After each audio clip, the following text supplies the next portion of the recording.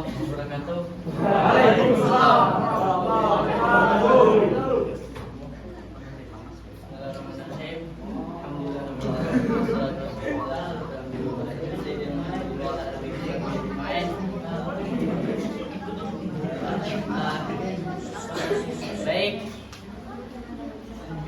Baik, tolong perhatiannya anak-anak, adik-adik sekalian. Karena hari ini perdana atau pertama kali ketemu sama ini ke kelas ini, sebelumnya perkenalkan nama kakak Adrianul, biasa dipanggil kakak Andia. Oke, sebelum masuki pada materi pembelajaran hari ini, langkah-langkahnya kita mulai dengan membacakan doa yang akan dipimpin oleh Ananda Muhammad.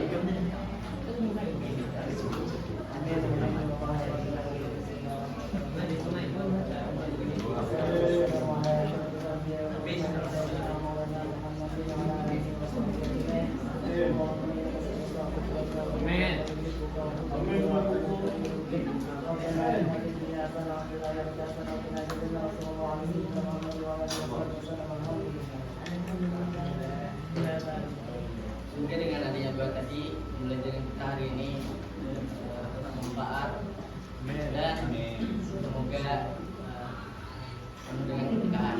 Amin. Terus selanjutnya akan ada terlebih dahulu kepada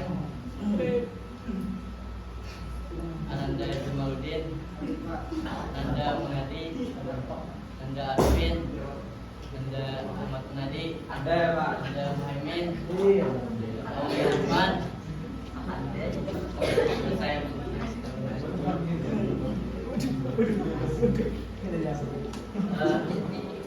Hari ini pada mata pelajaran Sejarah Kebudayaan Islam SKI, yang mana judul pada pelajaran hari ini yaitu perkembangan kebudayaan Islam masa Abu Bakar As-Siddiq. Nah, sebelumnya kakak ada pertanyaan.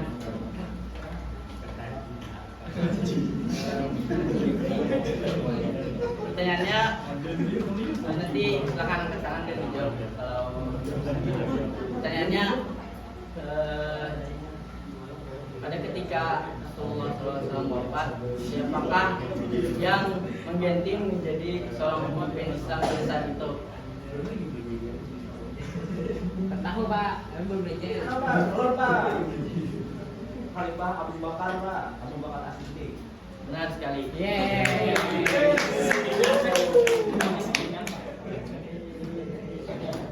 Kenapa Abu Bakar menjadi seorang khalifah? Nanti akan dijelaskan.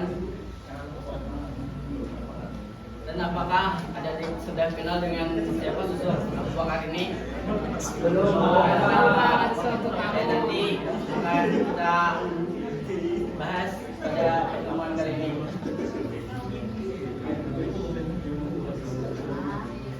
Pada tujuan pembelajaran hari ini yaitu pertama mengetahui sejarah kepemimpinan Abu Bakar As-Siddiq, kedua memahami perkembangan kebudayaan Islam pada masa Abu Bakar As-Siddiq, yang ketiga menjelaskan pentingnya pengumpulan Al-Quran pada masa beliau, keempat mempelajari sifat hidup berani dan amanah dalam kehidupan sehari-hari. Kita langsung pada materi pembelajaran hari ini.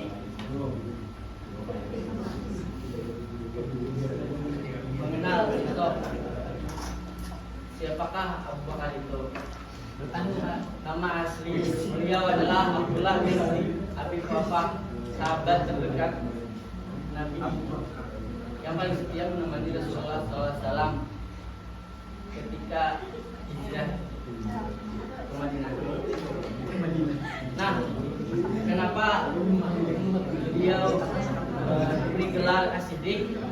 Itu karena ketika Rasulullah SAW Islam berat, kemudian beliaulah yang pertama membenarkan di antara alasannya, dan karena beliau ini dikenal sangat jujur.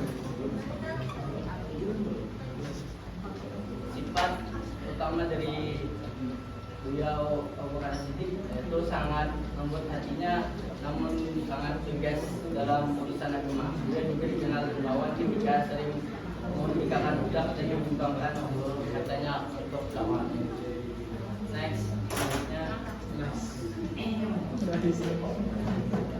Nah, perlu kita ketahui bagaimana proses sosok Abu Bakar ini ketika memimpin Islam pada masanya.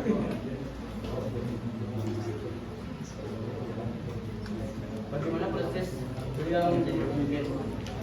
Pada ketika itu Rasulullah SAW wafat, kemudian suasananya menjadi sedih. Ada yang bingung, ada yang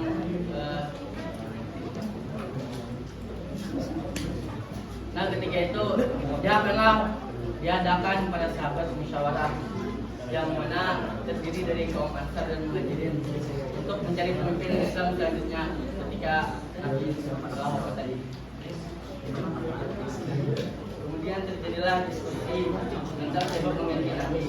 Akhirnya Umar bin Khattab memutuskan Abu Bakar sebagai pemimpin Islam selanjutnya.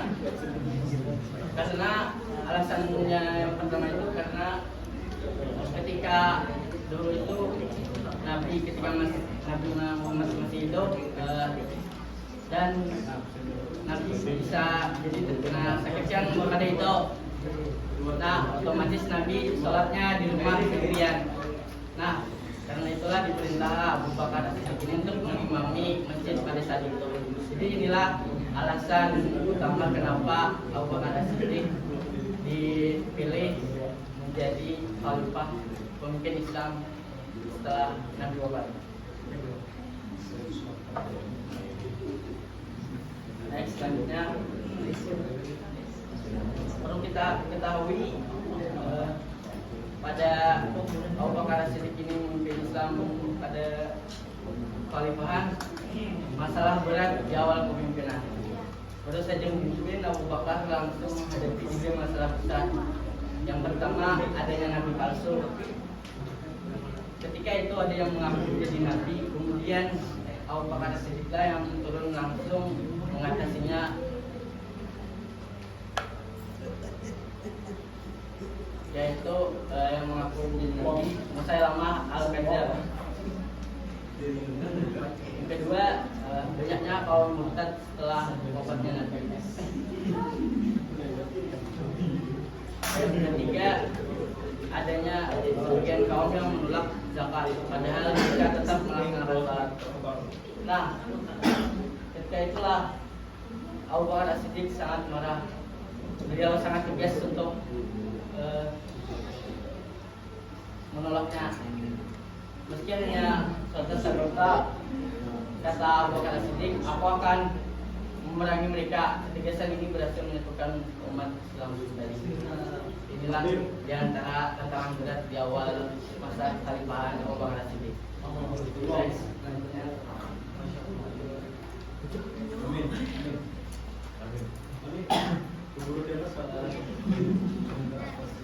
pengumpulan Al-Quran serta pembukuan menjadi mushaf. Nah, pada masa Khalifah Abu Bakar As-Siddiq inilah pertama kali dibukukan Al-Quran menjadi mushaf. Sebelumnya itu adalah ditulis para sahabat di lembar-lembar daun pohon kurma, kemudian kolam dan batuan.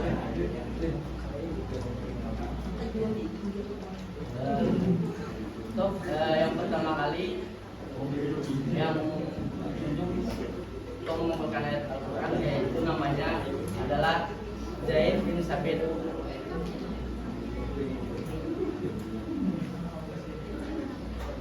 Nah, ketika pengumpulan ayat Al-Quran itu, para sahabat tidak langsung menyatakan ini itu, tapi perlu dengan adanya saksi gitu.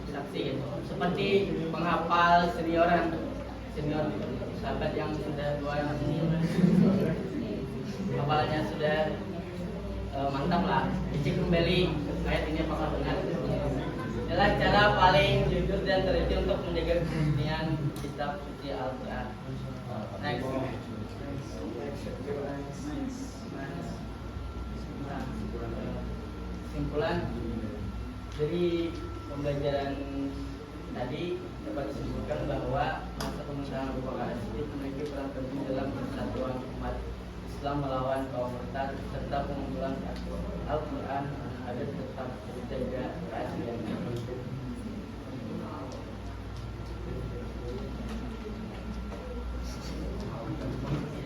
Adapun hikmah yang bisa dapat kita ambil dari pelajaran tadi, yaitu selalu berkata jujur dalam setiap keadaan. Kedua, bertanggung jawab terhadap amanah yang diberikan. Keempat, berani membela kebenaran. Keempat, mengutamakan persatuan kebersamaan. Kelima, tidak mudah menyerah dalam menghadapi masalah. Itu tadi sudah pembelajaran hari ini. Semoga pembelajaran hari ini dapat bermanfaat. Dan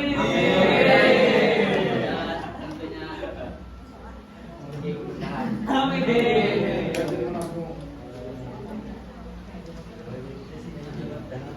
Salah jelas mohon maaf. Kita akhiri pembelajaran hari ini dengan mengucapkan alhamdulillah.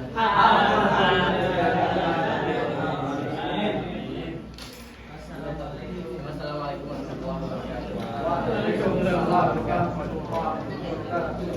Terima kasih Pak.